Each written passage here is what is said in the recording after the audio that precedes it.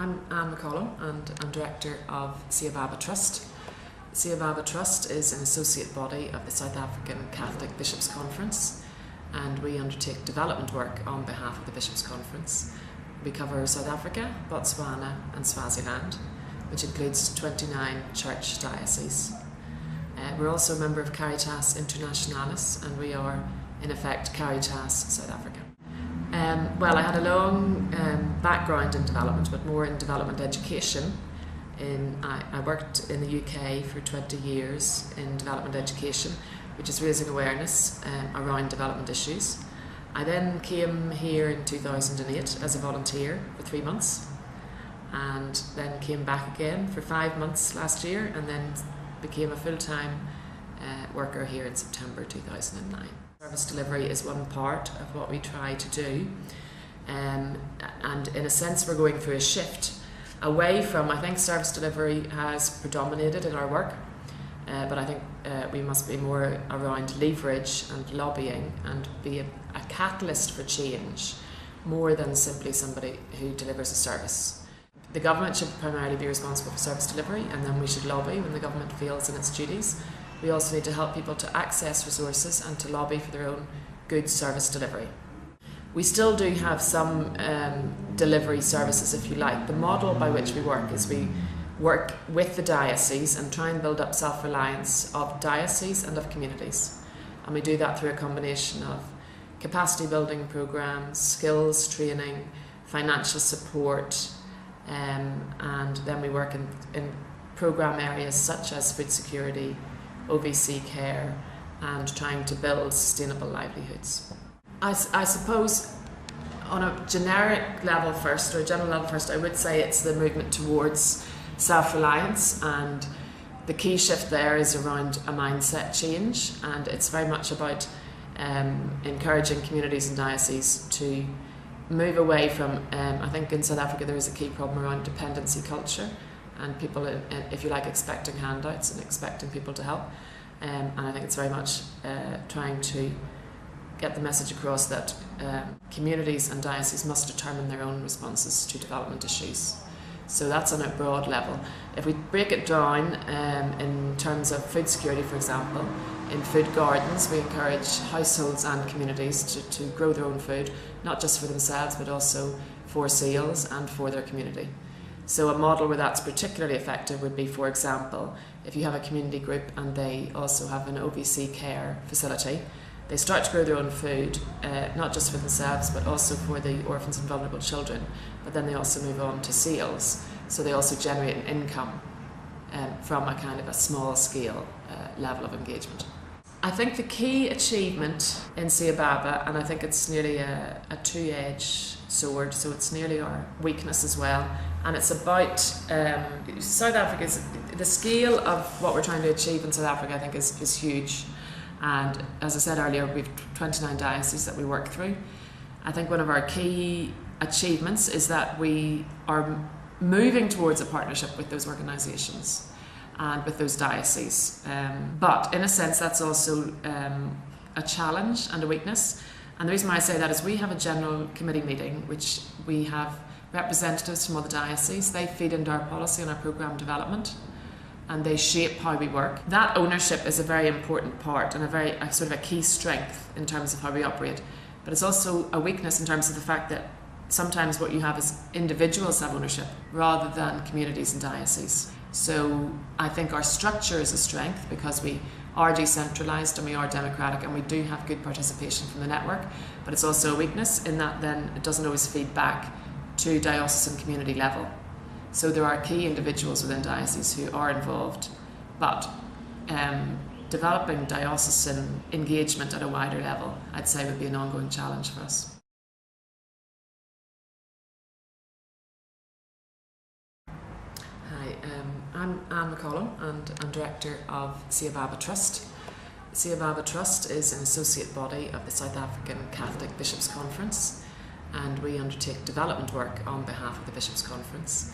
We cover South Africa, Botswana and Swaziland, which includes 29 church dioceses.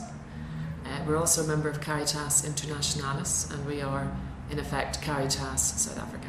I think one of the key learnings is in terms of the whole issue about capacity building.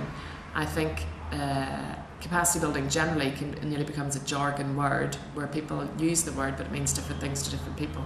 I think you have to be very clear in capacity building about the number of stages and steps there are in capacity building, the resources that are required to really support effective capacity building, and the need for nearly a holistic approach to capacity building, which moves away from, I think a key challenge for us and possibly for other national agencies in South Africa is that the scale of the problems are so huge, and just geographically the scale is huge, that we end up being nearly ad hoc and piecemeal because we're trying to do too much. So a key learning would be around the need for a very clear analysis of capacity building and the steps in capacity building, and also a very major need for a really good context analysis. And by that I mean we try to work, as I say, sort of upon a principle of subsidiarity, where we work in partnership with dioceses and in partnership with communities.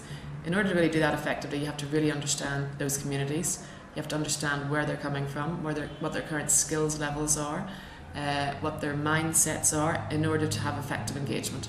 So I think a key lesson is around that need for analysis and need for ongoing engagement. And with the analysis as well, that has to be ongoing. You can't just do one kind of needs assessment or one consultation and think that's it. That has to be built into programme development. I think it does go back to the issue of working in partnership and really having community-driven responses to development. And by that I mean, as a central agency, I think with many national agencies there is a tendency to be quite centralist and to make decisions, for example, at central office, which then filter down, rather than having direct engagement and having your policies and programmes driven by that direct engagement. And that is a strength, but it's also something that we are still working on and trying to improve.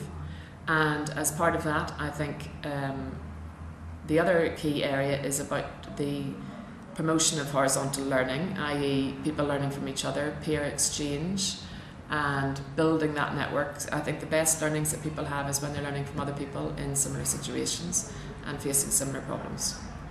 A key challenge is, at diocesan level, the key challenge, well, there are a number of challenges. There's high reliance on volunteers who are often under-resourced, both in terms of skills, in terms of finance, in terms of time.